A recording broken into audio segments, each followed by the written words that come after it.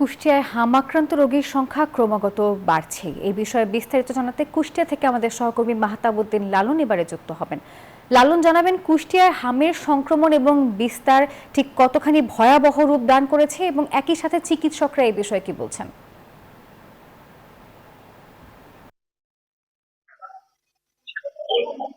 নাফিসা, কুষ্টিয়াতে হাম আক্রান্ত এবং উপসর্গ নিয়ে প্রতিদিনই নতুন নতুন রোগী হাসপাতালগুলোতে ভর্তি হচ্ছে। এর ফলে যেটি হচ্ছে, হাসপাতালগুলোর উপরে চাপ তৈরি হচ্ছে। চিকিৎসকরাও কিন্তু সর্বোচ্চ চেষ্টা করছেন এই যারা উপসর্গ এবং আক্রান্ত হয়ে হাসপাতালে চিকিৎসার জন্য আসছেন তাদের সেবাদানে।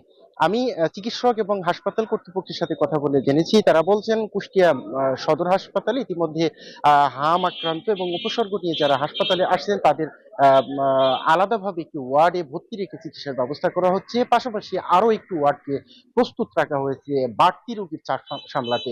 ইতিমধ্যেই কুষ্টিয়া মেডিকেল কলেজ হাসপাতালে বাড়তি একটি ওয়ার্ড হাম আইসোলেটেড ওয়ার্ড হিসেবে ঘোষণা করা হয়েছে, যেখানে হামের উপসর্গ এবং হাম আক্রান্ত হয়ে যারা হাসপাতালে আসছেন বা চিকিৎসকের শরণাপন্ন হচ্ছেন তাদেরকে ভর্তি রেখে কিন্তু আসলে চিকিৎসার ব্যবস্থা করা হচ্ছে। আমি সিভিল সার্জনের সাথে কথা বলেছি, তিনি বলছেন এখন পর্যন্ত জেলায় প্রায় 6.5 শতাধিকের উপরে রোগী হামের উপসর্গ লক্ষণ নিয়ে হাসপাতালে ভর্তি হয়েছেন।